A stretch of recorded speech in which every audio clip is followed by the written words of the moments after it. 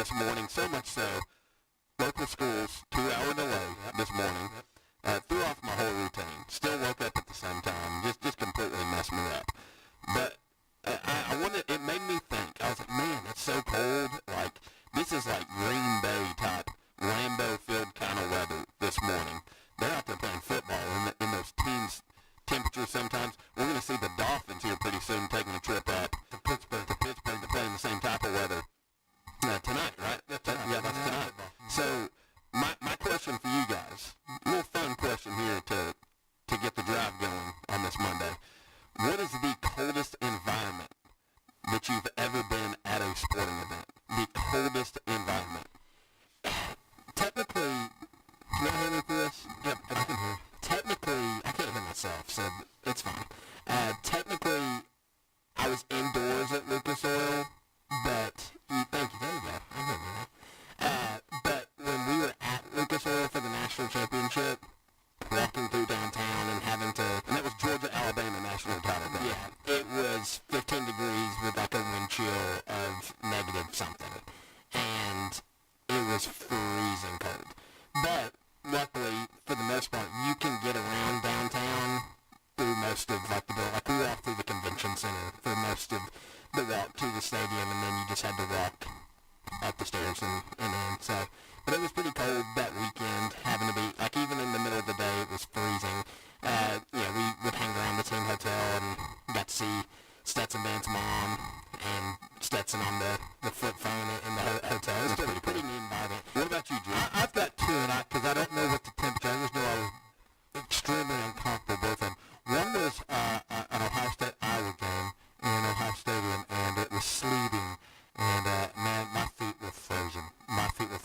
The second coldest, I think, would probably be a Tennessee Ole Miss game at the Neyland Stadium, and I'll tell you the reason why I got so cold. I went there with my dad. This is, gosh, a long time ago. Anyway, that afternoon it was nice and comfortable. My dad took like a light jacket.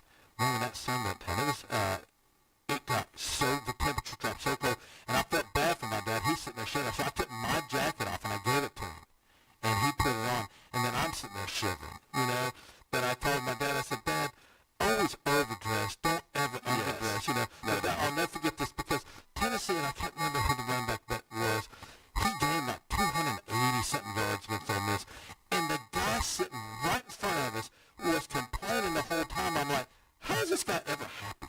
I mean, Tennessee's running all over Ole Miss. This back when Ole Miss wasn't that good. And Tennessee's running back is having a career day, one of the greatest days in Tennessee football history. And the guy in front of me just complained the entire time. But I was so brutally upper deck, right near the wind just coming down, and just so cold. So you brought up Lambeau Field. Did you know that I was, for a short time, a partial owner? I actually remember when you did that. That was neat when they sold those stocks to where you could have like a little, it was like a 0.01% or something like that. Yeah, they sold stock, and I bought it for my brother-in-law for Christmas. That's cool. I bought it and then gifted it to him. So there for like a hot minute, I called myself a partial owner, even though I put it in his name. What about you? What's close you did? So when I thought about this question, I wanted to ask you guys, because I knew Jim would have a good historic answer. He went back a couple decades. But, and I remember our friend Josh Rogers talking about going up to Lexington, Kentucky, and how cold it is there at some Kentucky games late in the season. But one that I specifically remember, I'm actually going to throw two out. One's a local sporting event that took place back in 2000. The Bradley Central Bears played Red Bank in the state quarterfinals in football in the playoffs.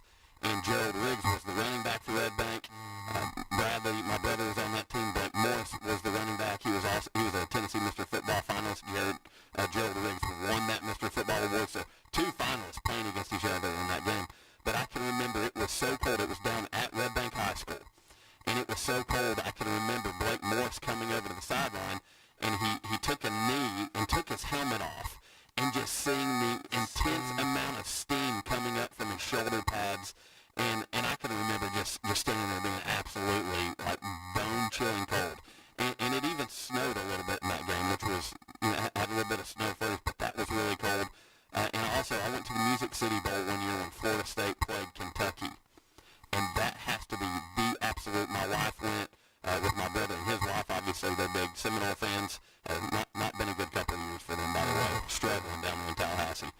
But it was December 31st, because I remember on the way back, my wife and I pulled over because we didn't want to miss the New Year. Like midnight. So I pulled over and gave her a kiss at midnight. So that's something that she brings up every once in a while. Something cool that I did. And I was like, yeah, I did do that. Props to me. Just kind of raising my own hand there in victory. But so at that game, that Florida State Kentucky Music City Bowl game, Florida State had several players out on suspension. I believe it was like 35 players. It was crazy. And it came down to the wire that we were so cold, like you said. I remember not being able to feel my toes. Yeah. Because I was so cold. Yeah, but you brought up the 2000 one. And it brought up a memory of me being in high school in 2010 and painting up at Saudi Daisy. Coach Slaughter was our coach, and he'd come from Saudi Daisy. And they had turned him into the TWSAA for giving rides to players, and so we painted up riding shotgun with Slaughter, and it was 29 degrees outside, and this guy was shirtless with jeans and boots. The people know. Down there in Saudi Daisy with that 29-degree weather, the girls bought sweatshirts to paint up, and all this guy. Jacob's over here acting like that's an odd thing. We come into the show, Jim and I will walk in the studio sometimes, and Jacob's sitting here with his shirt off, so I don't know what he's talking about. Yeah, quite normal. Especially when he had his tan. That's right. I had the tan. The sun's out, guns out. Hey, you should have saw him when he had the tan and he was blind. He was just wandering around in here with his shirt off, just couldn't find what was going on. That's true. But of course, we like to have a little fun here on the drive, and I'll tell you what was a lot of fun. Last Friday, live from Jim Smitty Arena before the Bradley Cleveland basketball games. Talk about two very competitive games. First of all, Cleveland, the Lady Raiders, came out with some fire and led in that game for the first 5 minutes, but then Jason Reuter's crew do what they do. They weathered the storm, and Kamora Fields, what a ball game from her. The Barretts were able to come back and win that game, control that game for the most part, but very impressive effort from Bianca Hensley's Cleveland Lady Blue Raider team. Yeah, I mean, a 59-50 win, the Barretts win, but this Cleveland team, don't sleep on them. They're good, and they're going to get better and better as the season goes on. I was telling Jacob before you got here that I feel like the gap has narrowed quite a bit between Bradley and Cleveland as far as girls basketball. Not too many people play the Barretts to a single-digit score. That doesn't happen. You said 59-50, correct? Yes, 59-50. We interviewed Coach Reuter, and he said, if we can hold them to 50, I like our chances. Those were his exact words. And he said if they're up in the 60s, then I don't like where we're at. So, both of those games were big defensive games. The varsity boys was as well. I remember listening to it on the radio, and it was like a 39-point game, like there in the fourth quarter, and I think it finaled at 49-46. Yeah, so it's going over to the boys' game. Cleveland did beat Bradley 49-46, and a big three-pointer from Cleveland to take the lead. They never looked back. We had left from doing the drive at that point and went home, and I was actually watching on mixedtv.tv. Stephen Shelton, Steve Hartline did a great job with their coverage there on Mixed TV, and of course our crew that always makes sure that runs smoothly did a great job. And just seeing the momentum that Cleveland picked up, Howard Pride, new head coach at Cleveland, man, that's a tough bunch, and they came into Jim Smitty Arena against a tough Bradley team. We talked with Zach Carpenter, also were able to interview him, the head coach of the Bears, prior to the game, and that's a team that he even told us still trying to figure out their identity a little bit, but he's got some hard workers. They're going to get better, but what a competitive game. Again, the final day between Bradley and Cleveland, Blue Raiders on top 49-46, and man, Blue Raiders rightfully so. A celebration at the end. They kind of rushed in front of the bench there, respectfully though, I feel like. Yeah, they were excited, and a good way for Coach Pride to start his tenure. And, one thing that I know from Coach Carpenter's teams, they normally look different and better by the end of the year. They got better and better and better last year. I just remember watching them at the beginning of the year, and then there at the end went to Walker Valley and upset them late in the season. So you know that they're going to be tough. You know that they're going to continue to fight. And, basketball's a season-long sport. Yeah, and you mentioned Walker Valley on Saturday. Played a midday game on Saturday.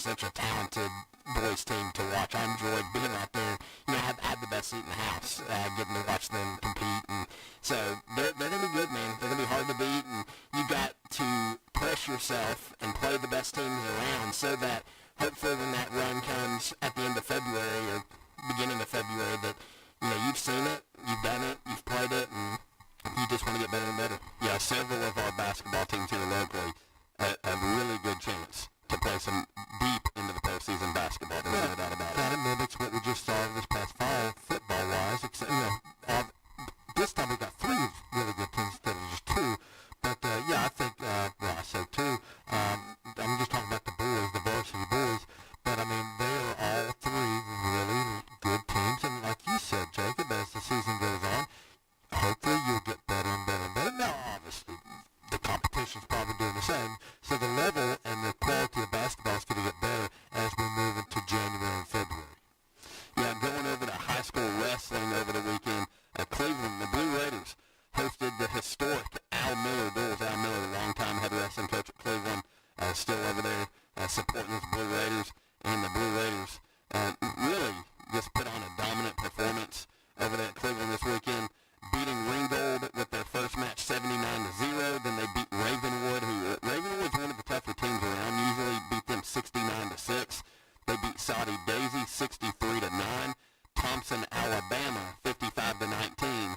And then in the finals defeated another very good team in Blackman 59-13. So just non-competitive dual meets from Cleveland. That's how dominant they are right now. They're so good. All weight classes, and they're just a deep program.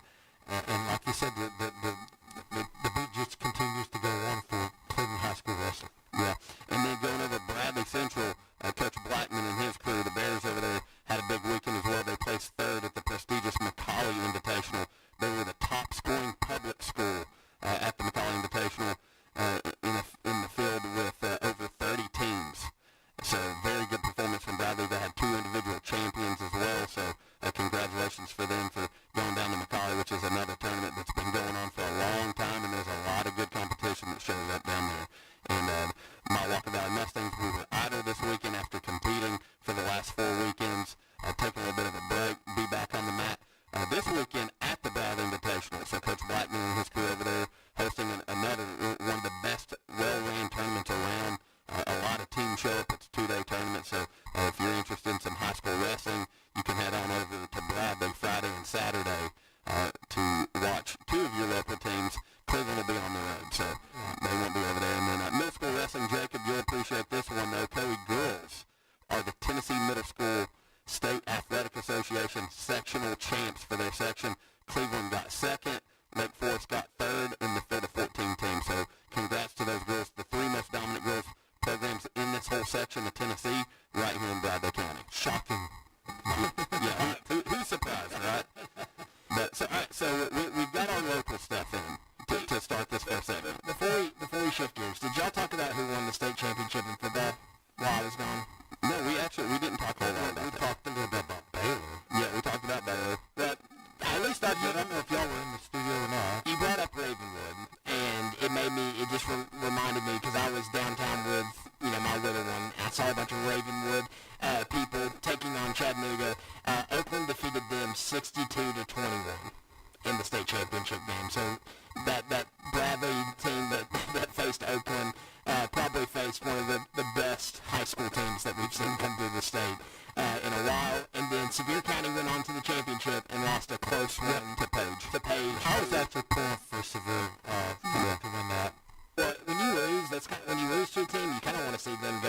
That's how I was. The whole thing. And that's close game, 21-14, but Page had been runners-up several times over the past few years, finally getting over the hump. So congrats to them. Page is great at everything. It's wild. Like I saw them in middle school golf this year, and they won by an absurd amount of strokes. They won middle school baseball this year. They're in high school football. They're involved in. I'm pretty sure that they won the girls. Well, where are they located? Middle Tennessee. Middle Tennessee. They're Metro Nashville area, I believe. So they're good at everything. So, but yeah, Ravenwood just kind of sparked the memory of that, and I wasn't sure if you guys had covered that. But you're right. We're done with high school. Heading over to were you going to say the NFL? No, so actually, I was going to ask you,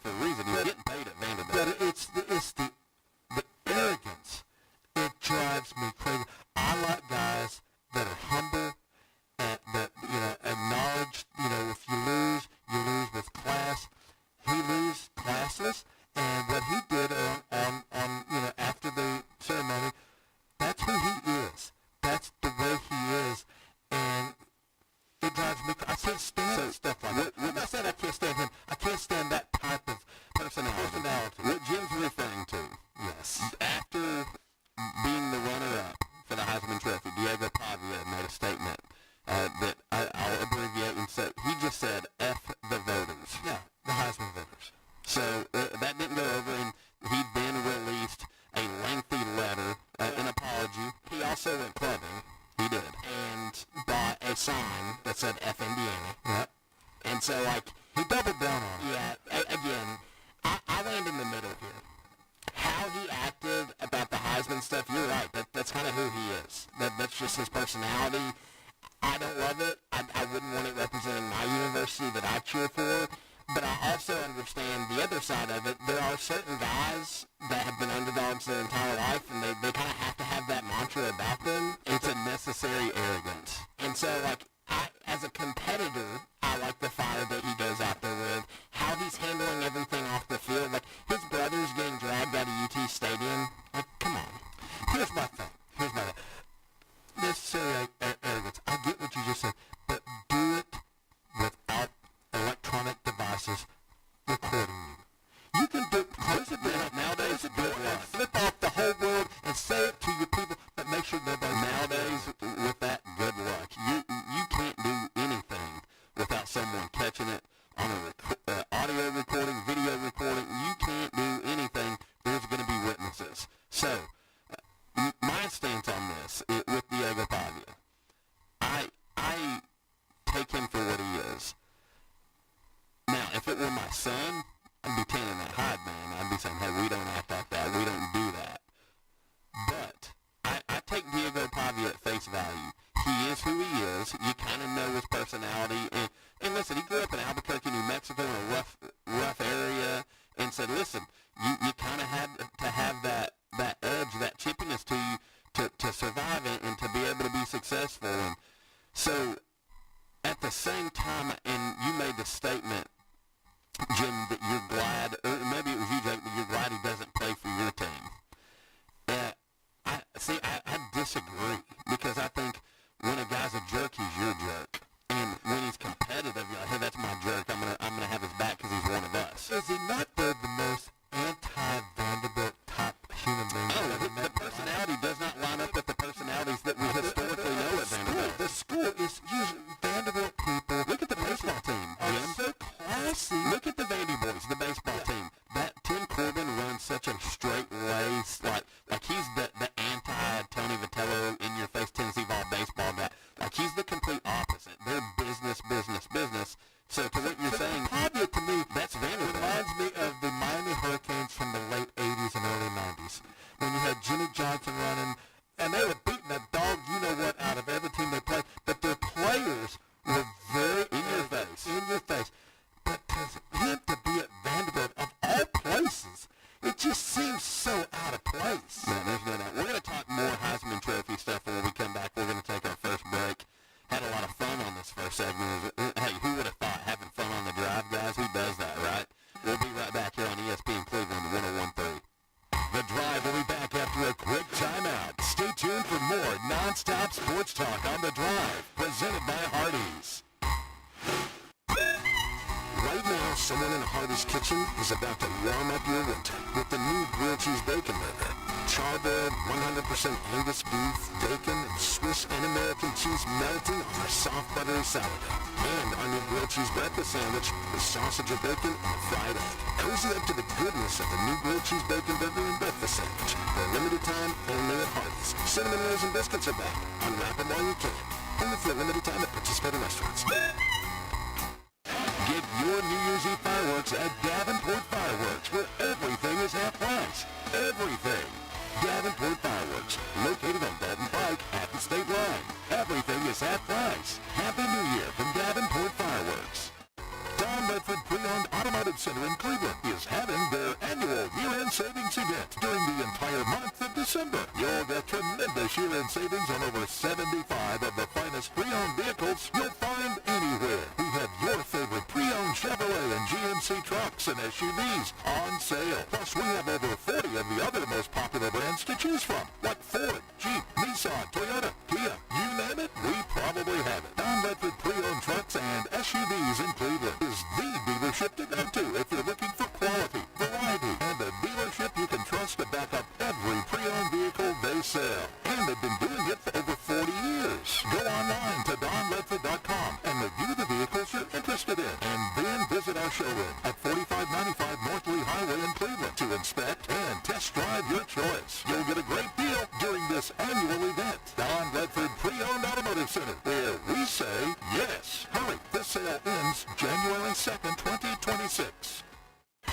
When the road gets tough, make sure your ride is ready. At Cleveland Tire Center on Norsley Highway. They keep you rolling with the best brands, expert installation, and prices that fit every budget. Whether you need new tires, a quick rotation, or a full alignment, their certified team delivers fast, friendly service you can trust. Stop in today and feel the difference that quality makes. Cleveland Tire Center. Locally owned, dependable, and always ready to get you back on the road. Cleveland Tire Center. 4695 Northley Highway, Cleveland, at the main center. Do your legs feel heavy, tired, or achy? Do you have restless legs or leg cramps? Dr. James Gooden offers office treatment that can make you look and feel better within a day. And your procedure is covered by most insurance. Visit MilliganBain.com. ESPN Cleveland 1013 is your home for the college football playoffs, presented by Mountain View Nissan of Cleveland. Each and every playoff game, from Game 1 this Friday to the National Championship on January 19th. Plus, every weekday afternoon, The Drive will have the special coverage that will keep you in the know. Presented by Hardees, the college football playoff resides here on ESPN Cleveland 1013. Hey, this is Eric Gardner with Volunteer Ridifest. When you have a pest problem in your home or business, don't call an out-of-town company. Call the local guys. They're the right person to answer your call. We will get a highly trained technician out fast to eliminate your problem, and if needed, we will treat again for free. Call us right now at 698-7205 or visit us online at volpest.com. Volunteer Ridifest. No purpose in mind. Call 698-7205. Get your New Year's Eve fireworks at Davenport Fireworks, where everything is half price. Everything. Davenport Fireworks, located on Dalton Pike at the state line. Everything is half price. Happy New Year from Davenport Fireworks. Welcome back to The Drive, presented by Hardees. Join the conversation. Text 423-749-1013. You can also listen anywhere on our website, ESPNCleveland1013.com.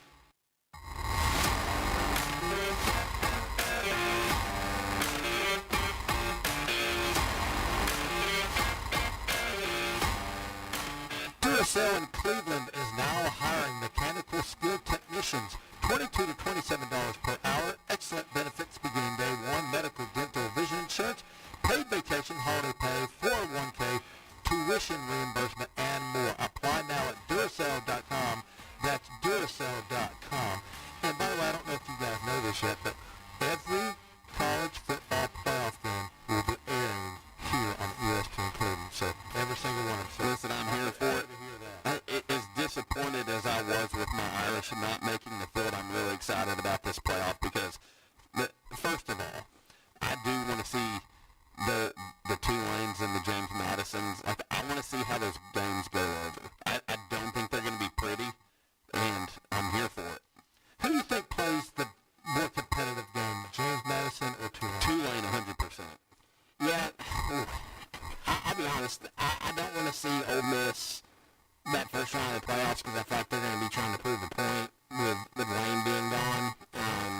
I think they're both going to be ugly, and I do too, but I think between the two, Tulane will be more competitive. I love Josh Pate's take on it, though. You know, he said if your argument is they shouldn't be there because they're going to get blown out, like, you're a loser either way, because if that game is competitive, now you've proven their point. If it is a blowout, then like we already know. The body of work, though, JMU didn't play anybody. Like, they didn't do what they need. Like, they didn't have the schedule that says, I deserve to be in this spot. They played one team that ranked within the top 50, and they lost by 14 points. Right. So, you know, to me, that's where he said on merit they shouldn't be there. And again, if we want the top 12 teams, I want the best 12. I don't want, two teams that got there because they won a conference championship. Listen, if they had it in the college football playoff, Oregon and James Madison would be a running clock.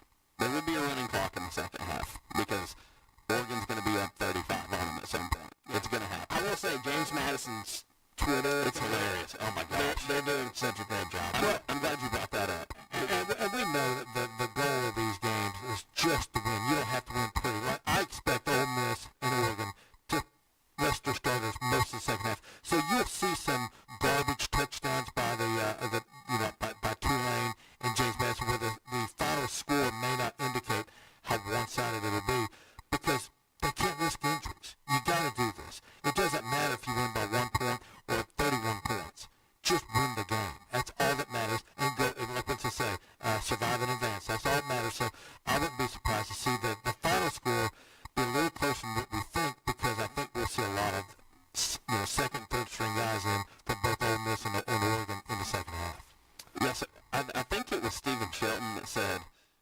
James Madison hasn't been anything since he was president. That's pretty good. But I'll say this, you're right, and I think it was one of their accounts. I don't know if it was like their athletics account, but you had mentioned it, Jacob. They've been putting some really funny stuff out. I think it's almost like one of their barstool type accounts doing it, but man, they're putting some really good stuff out there. Like they said, we know how everybody feels about the game, but we're going to take it easy on Oregon so it's competitive. Like they're putting funny stuff like that out there. They clipped a video that Oregon posted of like them moving in slow motion, and they said, "Is this the slowest team in America?" I can't believe how Taking it literally. They're carrying that. Their PR team is doing it. Whatever account that is, they're the best account on X right now. They're killing it. But yeah, I'm excited because outside of those two teams, like I'm genuinely excited to watch Texas Tech play. The Oklahoma-Alabama game, I don't know if y'all know, like, have thought about this. That could be 3 in a row that Oklahoma could win over Alabama. Think about that. And then, By the way, I don't know if you know this, Oklahoma's never won a playoff game. Yeah, since the playoffs began in 2014, they're 0-4. yeah, they lost one to my Dogs, and probably one of the best Rose Bowls that I can remember. Overtime game. The last time that Oklahoma was winning national titles, it was still the crystal ball. It was pre-playoff. I don't know if you noticed, but that crystal ball's still given out. But it's not the national championship trophy. It's the coach's trophy, which is given the next day. Yeah, that's so cool. Yeah. To me, it's a far superior trophy to the CFP trophy. That crystal ball is so iconic. But that is actually still given out, but it's not televised.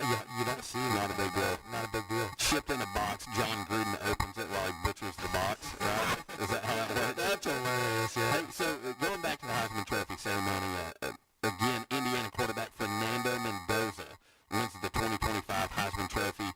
And of first place votes, and you mentioned this before break, Jim, he had 643 first place votes. Diego Pavia was second with only 189 first place votes. So this was very clear and decisive as far as first place votes go. Jeremiah Love had 46. Julian Sand only had 8.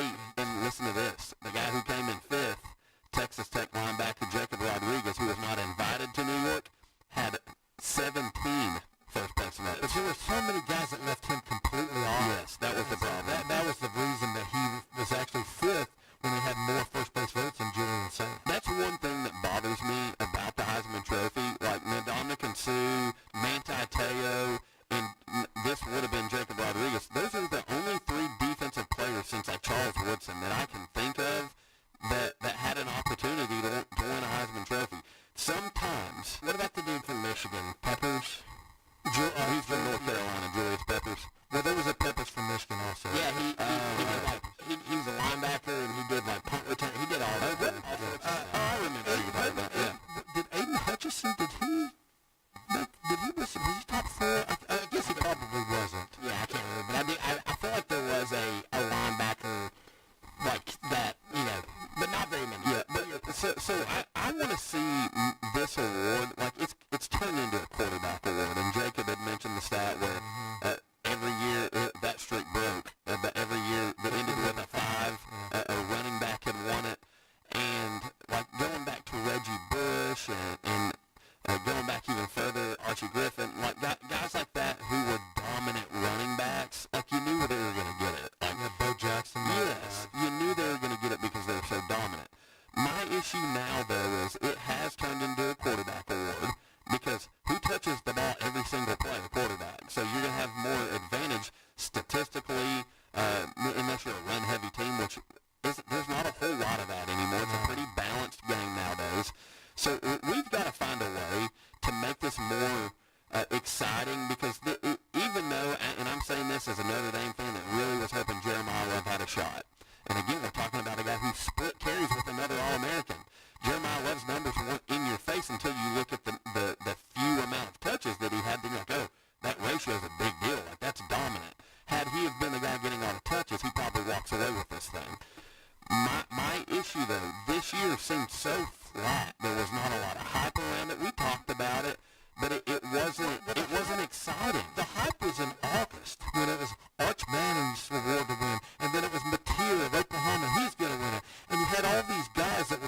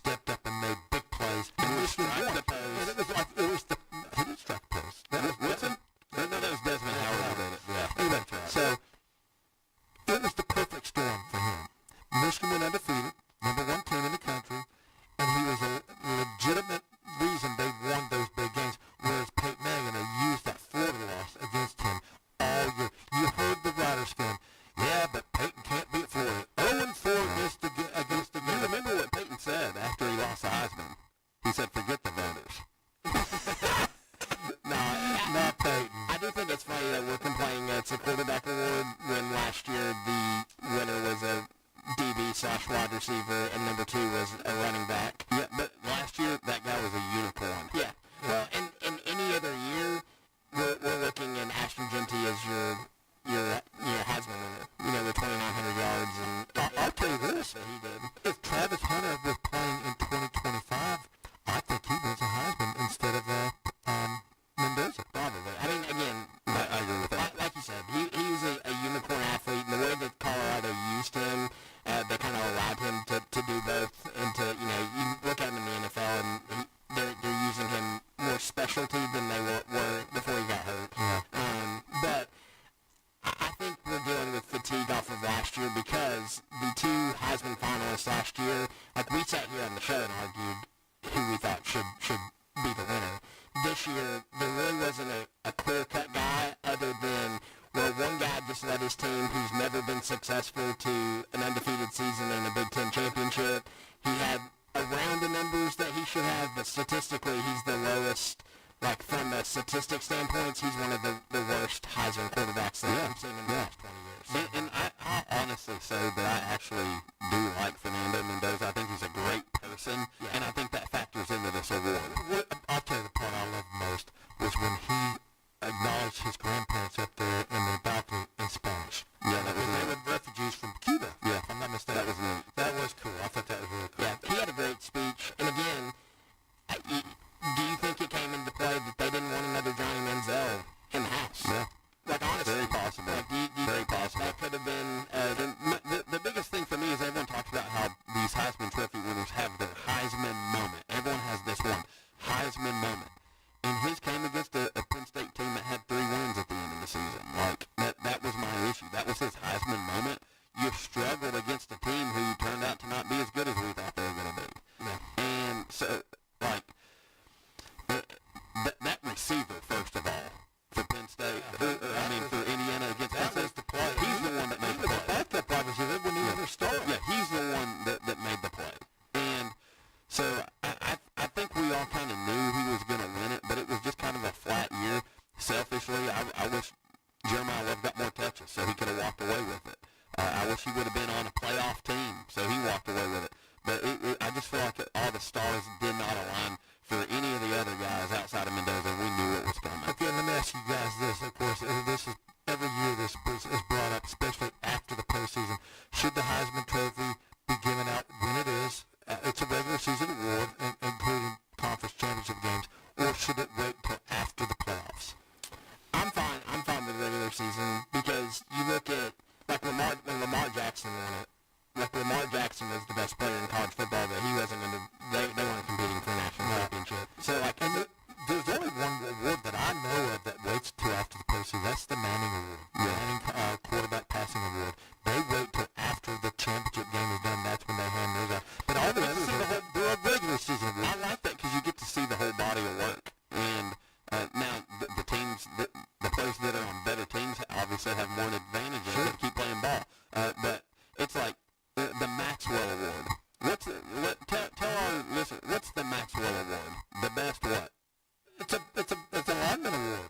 The Maxwell? Isn't it? I'm thinking the Lombardi Award. Yeah, the Maxwell. I was thinking the Lombardi. Yeah, the Maxwell is the best offensive player in the country. Yeah, and the Butkus Award is linebacker. I was going, listen, we got so many out there. There's the Doak Walker. But that's a running back award. Yeah. When you said Maxwell, I was So thinking. this is what confuses me. Jeremiah Love won the Doak Walker and the Maxwell this year. He won both those awards. Best running back, best offensive player. Well, and Pavia won, is it the Johnny Unitas Award? Johnny Unitas. So Yeah. that's a quarterback award. He beat, Mendoza in that. It is what it is. It just goes to show you how every group kind of does things differently and how easy the outcomes could be different. Yeah, the Bobby Dodd Award, which is given out right at the Peach Bowl. It's usually an award that's given out to the most outstanding player, but usually their winner is different than anyone else. Yeah. I don't know what their criteria is, but it's always someone that you're like, wow, I didn't see that coming. But I like those two. I like to spread the wealth, if you will.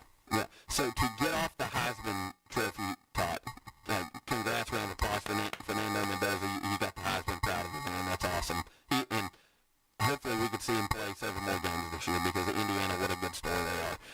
But I want to talk Tennessee Volunteers for a second. Oh, that's good. I thought you were talking about the most impressive guy in the state of Indiana playing quarterback. We know who that was yesterday, don't we? Philip Rivers. Philip Rivers. We are going to talk about Philip Rivers. That's some breaking news here on the drive. But going Tennessee Vols for a second, in addition to hiring defensive coordinator Jim Knowles, which was a huge hire last week. Great hire, yeah. Very big hire. Put Adam Sparks of the Knoxville News Sentinel. Tennessee offensive coordinator Joey Housel and wide receiver coach Kelsey Pope both received contract extensions with significant pay raises. So Housel is getting a 2-year extension, $1.45 million per year. That's a big deal. That's a good contract for a coordinator. And then Pope, a 2-year, he's going to make $800,000 that first year and $850,000 that second year in 2027. And he will also assume the pass game coordinator duties. Again, that's Kelsey Pope. So the big-time extensions there, Tennessee showing, appreciating the guys that have been successful for them and then going out and getting a defensive coordinator who they hope to kind of join that party. Well, and you know what? I'm thinking about this offensive coordinator, wide receivers coach. We've got some interesting guys that are entering the transfer portal too, quarterbacks. So, hey, I'm interested to see where some of these guys are going to land. We all knew Dylan Raiola was going to do it. I didn't know about. What did you say? I didn't say anything. Oh, I'm sorry. No, he's looking at me because Dylan Raiola had transfer.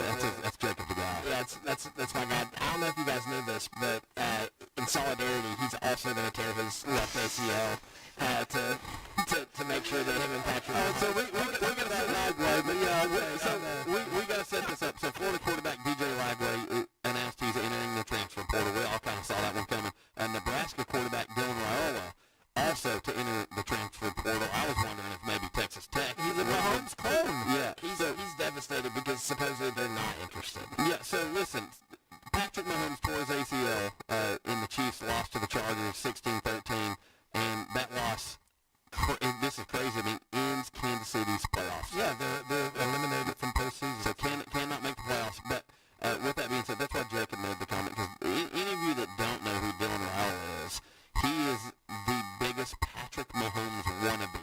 I'm talking the number on the jersey, the facial hair, the headband, the mannerisms, the way he throws the football. And listen, I don't have a problem with it. When you idolize greatness and you want to try to be great, hey, all for it. But this is kind of like cringe level stuff because this is a guy who's in college. I mean, he was verbally committed to Ohio State, then he verbally committed to Georgia, and he ends up signing with Nebraska, where that's where his dad played back then. And he wrote a poem breaking up with UGA and saying it's basically where he wanted to go where his dad's name was in the rafters and yada, yada, yada, and more important. And so, again, he's on his this will be his 6th school in 7 years. That's crazy. Do you think he goes back to Georgia? No. Athens? No, I think he's going to be an Oregon Duck. I can see that. And then I think DJ Lagway, he's already got a lot of experience throwing to LSU players. So, do a lot of interceptions to them. I think That's within the SEC. What is the penalty? It's okay now. Is it? Okay, it's just that initial. That other transfer portal window is not going to be there anymore. Gotcha. Okay, Gotcha. so that's kind of gone out the window. So that is going to be interesting because Tennessee's quarterback Aguilar is going to petition to make himself eligible. My thing is, if you're Tennessee, who would you rather have, Aguilar or DJ Lagway or Dylan Raiola? I don't know. I'm kind of leaning towards those other two guys. Yeah, they're going to throw some money around. Miami's going to throw money around to somebody. Like I could easily see Dylan Raiola going to Miami. What about Lagway? I'll be honest. From what it sounded like, he wanted to stay in Gainesville, but there was a conversation that was basically had that was like almost like a draft, like pre-draft type. Sometimes you got to break it down to build it back up, and that's what Florida's trying to do. And really, I don't know that he fits Buster Faulkner's system, and I think Buster Faulkner's going to try to bring Georgia Tech's backup, who is supposed to be the starter next year, that knows how to run his system, and it's going to get things off the ground quicker rather than not. And I just don't think they were willing. He hasn't practiced a ton because he's been hurt basically his entire career. I don't think that they were willing to be patient enough to wait. I think Florida fans know that they kind of have to go now. Like, it's time to start moving forward, and I don't know that, even though he's incredibly talented, I just don't know that they as a school were patient enough. Yeah, so we do have to take a quick break here. When we come back, we're going to talk a little bit of Alabama Crimson Tide. Their head coach, Kalen DeBoer, possibly on the move, or is he going to stay home in Tuscaloosa? Also, on top of that, got some other things we're going to talk about. Of course, we're going to keep having fun right here on The Drive on ESPN Cleveland. The Drive will be back after a quick timeout. Stay tuned for more non-stop sports talk on The Drive, presented by Hardees. Ho! This is Trading Calls at Kia Cleveland on South Lee Highway. We don't care if your old car is bad or good, naughty or nice. At Kia Cleveland, we will give you up to $8,000 over Kelly Blue Book market value. Listen up, boys and girls. Hundreds of new Kias have just arrived from the North Pole, and prices are so low, we can only show you in person. Is your credit on the naughty list? That's okay. The credit elves can make your Christmas wishes come true. Trade your old Slade today, and Kia Cleveland will pay you up to $8,000 over Kelly Blue Book market value. That's right. Up to $8,000 more than any trade in any condition. And we'll buy your car for cash, even if you don't buy a car from us. Come see me, John Davis. Trading Calls during the Kia season of New Tradition sales event at Kia Cleveland on South Lee Highway in beautiful Cleveland, Tennessee. Where trading your car is as easy as 1, 2, 3. Negative trade if we finance when you want subject to negative approval. Expires nothing. Get your New Year's Eve fireworks at Davenport Fireworks, where everything is half price. Everything. Davenport Fireworks, located on Dalton Pike at the state line. Everything is half price. Happy New Year from Davenport Fireworks. Did you twist an ankle? Hurt your shoulder? Or maybe that weekend project left you with more than sore muscles? Center for Sports Medicine and Orthopedics is here to help. Our Urgent Ortho Walk-In Clinic in Cleveland is open Monday through Saturday, treating sprains, strains, fractures, and more. No appointment needed. There's no need to drive to Chattanooga for expert orthopedic care. Call, schedule it online, or walk in today and get back to moving pain-free. Center for Sports Medicine and Orthopedics. The Center for expert care right when you need it. No more varicose or spider veins. No more tired, achy, restless legs. No more restless nights. Start your journey to a better you with help from Milligan Vein Clinic. Their board-certified physicians have treated thousands of patients using the latest technologies to restore healthy, great-looking legs. There's little or no downtime, and your procedure is covered by most insurance. Milligan Vein Clinic, improving the quality of your life. Visit milliganvein.com or call Dr. James Britton today at 423-961-5682. When life gets busy, Little Caesars can be there to help with hot and ready pizzas and more from 4 to 8 p.m. You can't beat the taste of delicious pizza at a great price and hot and ready for dinner. 3 locations. Call Hut, T Street, and McGrady Drive or order online. ESPN Cleveland 101.3 is powered by Duracell. Cleveland, the all-new Select Flooring and Remodeling is now open at 5555 North Lee Highway. We carry the top flooring brands you know and trust. Mohawk, Shaw, Engineered Floors, and United Weavers. We also specialize in home remodeling and roofing, delivering quality you can count on. Take advantage of 24 months interest-free credit. Come see us Monday through Friday, 9 to 5, and Saturday, 9 to 2. Call us today at 423-889-3007. That's Select Flooring and Remodeling, 5555 North Lee Highway, Cleveland. From the floors to the roof, we've got you covered. Not all composite decking is the same. Enjoy life's beautiful moments on an equally beautiful composite deck. Envision's products feature deep, non-repeating grains and distinct colors throughout each pour, offering a truly unique appearance unlike anything else on the market. Learn more and find inspiration for your project at Cleveland Plywood. Cleveland Plywood Company, 2700 20th Street Northeast in Cleveland. Get your New Year's Eve fireworks at Davenport Fireworks, where everything is half price. Everything. Davenport Fireworks, located on Dalton Pike at the state line. Everything is half price. Happy New Year from Davenport Fireworks. Welcome back to The Drive, presented by Hardees. Join the conversation. Text 423-749-1013. also listen anywhere on our website, ESPNCleveland1013.com.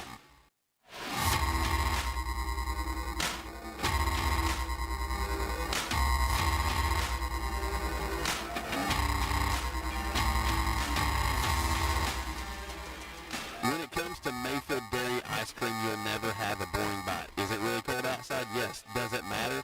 No. Get you some Mayfield Dairy ice cream. You can learn more at MayfieldDairy.com. Big time sponsors here on the drive, Mayfield Dairy.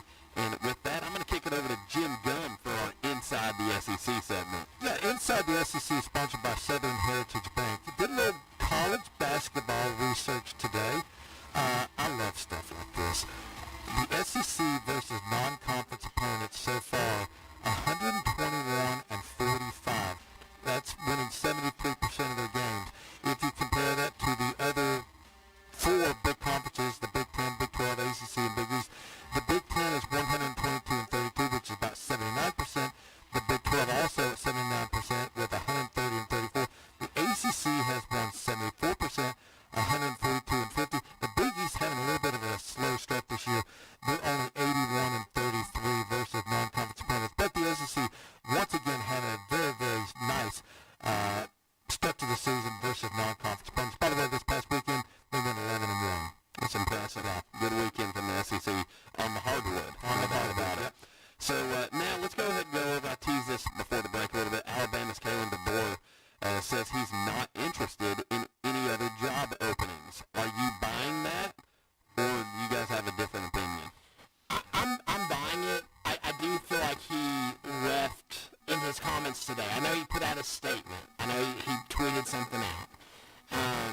I still feel like in his comments today it was left kind of open. And obviously this is in reaction to a lot of people saying that he should take that Michigan job. Yeah, and here's the thing. His seat is going to get incredibly hot if they lose to Oklahoma 3 times. Very hot. Like, if I'm Alabama, everybody's talking about trying to do an extension with him, and he's kind of at that middle ground for me. Just wait.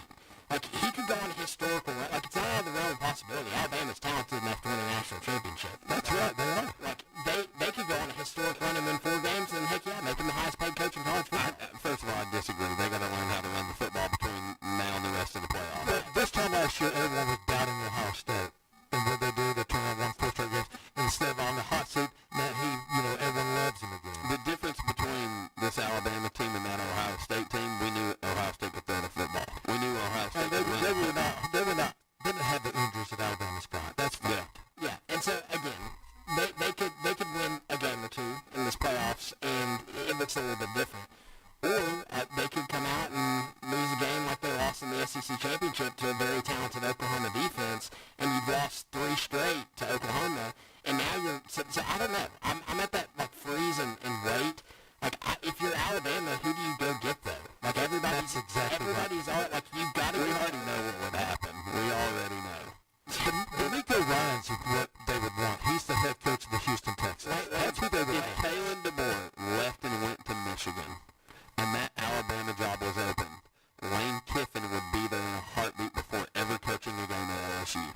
There's no doubt about it. There's no doubt in my mind. I don't think so. I think they drafted D'Amico Ryan's with the Houston Texans. I really believe that. I don't know. I think they've got their guy, but it's hard to swallow, and I think this is why Coach Saban got out to begin with. But Kalen DeBoer's lost how many games already? He's lost 7. He lost 4 last year. He's lost 3 thus far this year. Can you imagine Alabama losing 8 football games in 2 years? Yeah. That's something we haven't seen that happen since Mike Shula was the head coach. Yeah. So, it's definitely a curve for Alabama fans, getting used to the new age. But with the SEC expanding to 9 conference games, like you're going to see More losses? Yeah, more losses. It's mathematically, it's just going to happen. By the way, Alabama is a 1.5 favorite at Oklahoma. That one surprised me. Yeah, that line surprised me. I thought Oklahoma would be a favorite. That place is going to be so rowdy. And you know what they yell when they hear Boomer? They yell Sooner. Yeah, Boomer Sooner. There's going to be so much Boomer Sooner going on. That place is going to be so energetic because, listen, they're going for the kill on Alabama. They're very aware of what they've done to Alabama over the past 2 years, and they want to add some insult to injury. And I think Oklahoma is going to be locked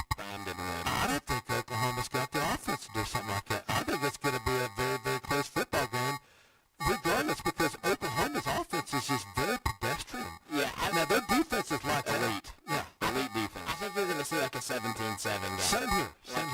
It's going to be similar because I don't think Ty Simpson's going to be healthy. Maybe Jam Miller's back and healthy. But you watched what Georgia did to them, and I rewatched it last night, or 2 nights ago. And Georgia just out-physicaled them from start to finish. They won the line of scrimmage. And I know who's going to win the line of scrimmage in that game.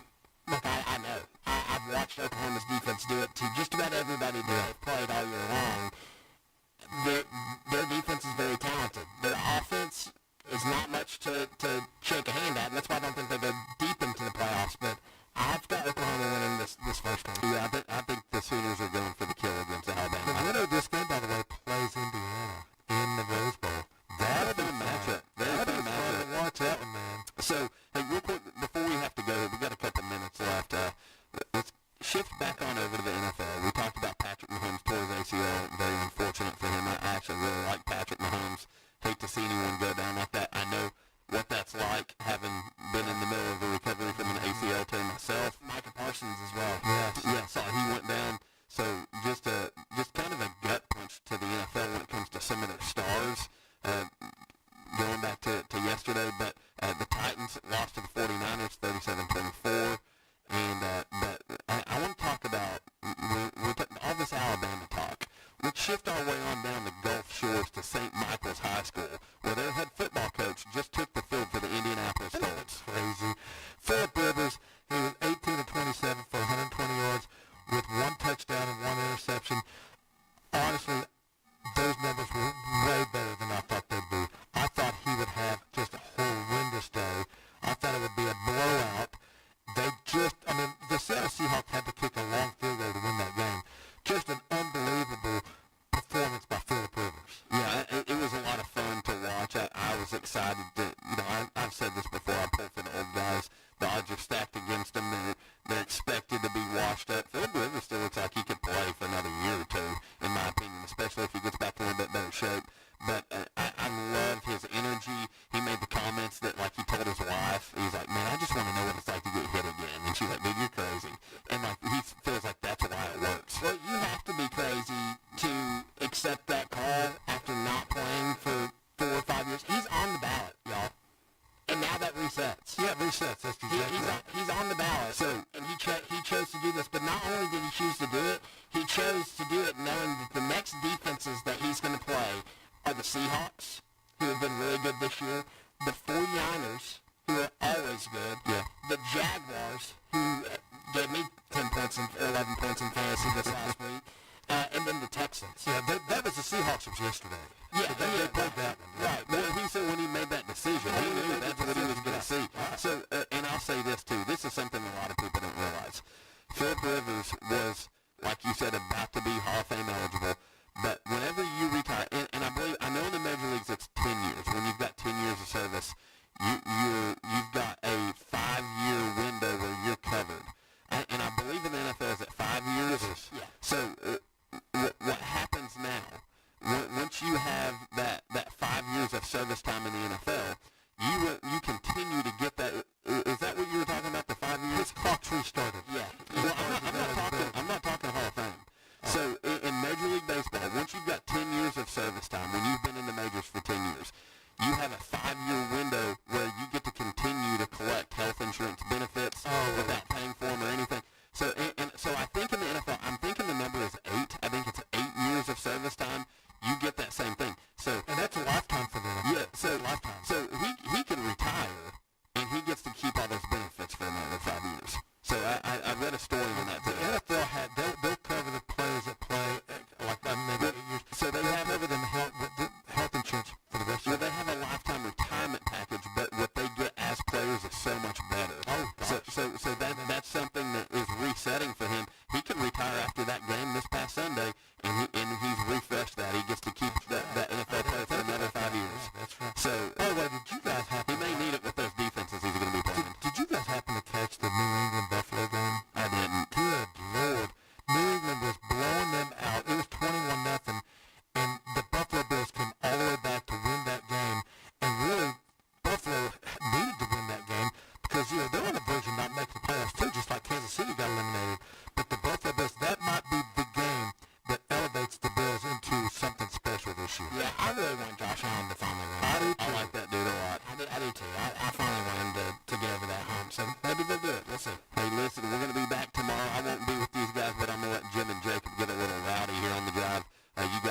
charge, and don't talk too bad about me tomorrow.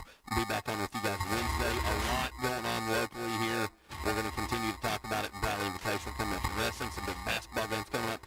Bradley Walker Valley Thursday night wrestling duel going down up at Walker Valley. That's something we're going to dive into a little bit as well. With that, for Jacob Mason, Jim Gum, I'm Andy Morris. Have a great day, everybody.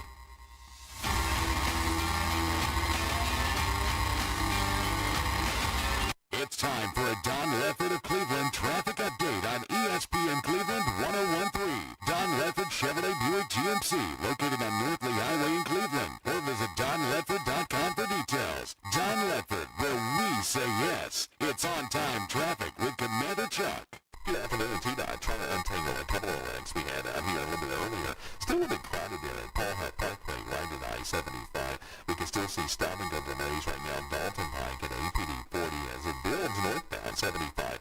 In the construction, especially up by Shalford Road, watch for a little bit of radar as you get closer to Bonnie Oaks.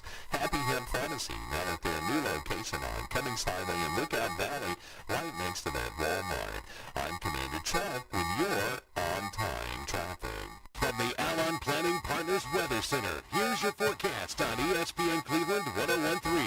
Visit them online at alonplanning.com or give them a call at 423-315-1441. Another hard freeze for your Monday night and Tuesday morning. We're going to drop into the low 20s. Make sure those pipes are taken care of. You're dripping your water faucets and you're checking on your neighbors. We'll have a nice warm-up, mostly sunny, 54 in the afternoon. 55 for a high on Wednesday, partly cloudy skies. We'll even make it up to 61 on Thursday. We're also looking at rain moving in between 2 p.m. and 7 p.m. on Thursday evening. Download the Local 3 Weather app, free for iPhone and Android. I'm Chief Meteorologist David Carnes for the Local 3 Storm Alert Team. Your current Milligan Vane temperature is 38 degrees. MilliganVane.com. Right now, someone in a Hardees kitchen is about to warm up your winter with the new grilled cheese bacon burger. Charbroiled, 100% Angus beef, bacon, and Swiss and American cheese melting on a soft buttery sourdough. And our new grilled cheese breakfast sandwich with sausage or bacon and a fried egg. Cozy up to the goodness of the new grilled cheese bacon burger and breakfast sandwich. For a limited time, only at Hardees. Cinnamon rolls and biscuits are back. Unwrap them while you can. Only for a limited time at participating restaurants. Get your New Year's Eve fireworks at Davenport Fireworks, where everything is half price. Everything. Davenport Fireworks, located on Dalton Pike at the state line. Everything is half price. Happy New Year from Davenport Fireworks. ESPN Cleveland 101.3 is your home for the college football playoffs, presented by Mountain View Nissan of Cleveland. Each and every playoff game, from Game 1 this Friday to the National Championship on January 19th. Plus, every weekday afternoon, The Drive will have the special coverage that will keep you in the know. Presented by Hardees, the college football playoff resides here on ESPN Cleveland 101.3. From the job site to the showroom, Wholesale Supply has the top brands you trust at the prices that work for your bottom line. With over 30 locations across the Southeast and over 75 years of service, no one supports our contractors and communities like we do. Wholesale Supply, built to supply, trusted to deliver. Your game week begins here with the players, the coaches, the experts, big orange talk, and nothing but. This is Mike Keith, ready with your pregame scouting report from the people